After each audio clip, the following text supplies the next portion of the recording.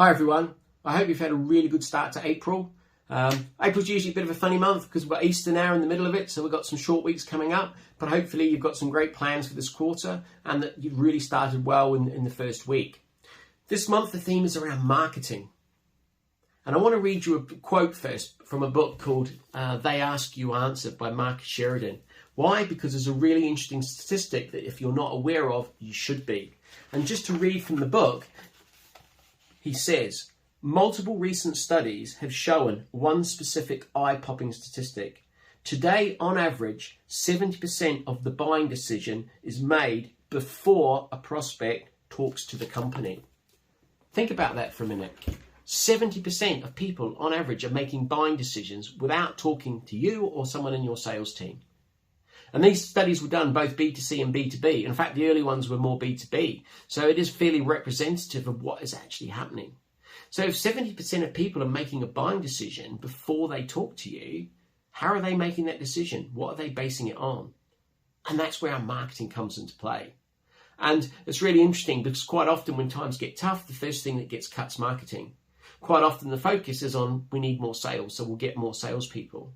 But if people are making decisions before they buy from you, it is critical we're looking at our marketing and making sure that it's being effective and we're getting the right return on investment.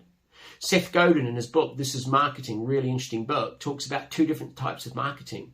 He talks about direct marketing, where we expect action to be taken, the phone to ring. And he talks about brand marketing, which he says where's the magic's happening. But it's about creating that longer term investment in terms of your brand and making people aware of what your brand stands for. So most of us are probably more involved in direct marketing. So what direct marketing strategies are we using? Do we know what our best lead generation strategy is from our business?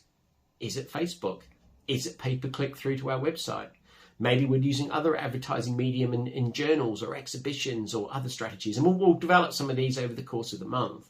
But the challenge, I think, for this week for you is to think about if you don't know where your leads are coming from, if you haven't tracking where the lead source is, you need to start doing so.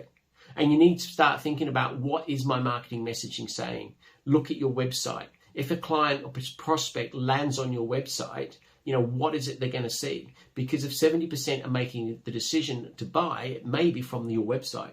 And if your website isn't giving them a great experience in terms of what you do, how you can actually benefit them, then it may be that you're losing a lot of opportunities. So have a think about that. As I say, 70% of people make a decision before they actually speak to you. So really worth thinking about how we develop our marketing, which we're going to do over the next few weeks. So have a great week, everyone, and I'll see you next week.